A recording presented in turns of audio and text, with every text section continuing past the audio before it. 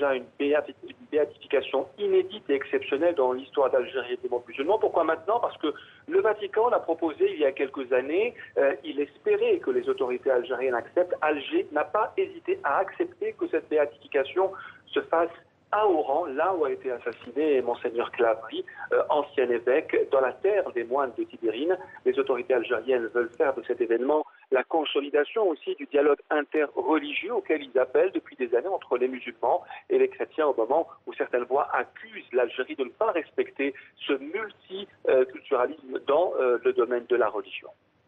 Et comment ce moment est-il vécu par les Algériens?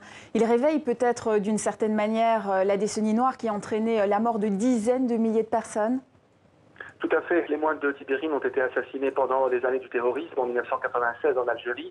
Cela intervient près de 15 ans après la fin des années du terrorisme. Ça réveille beaucoup de fantômes. De cela, surtout sur la polémique qui existe sur l'assassinat des moines de Tibérine. Certains médias français ont fait douter sur ça, disant que l'armée les a peut-être tués. Il aura fallu que la justice française confirme qu'ils ont été vraiment assassinés par les groupes terroristes du GIA.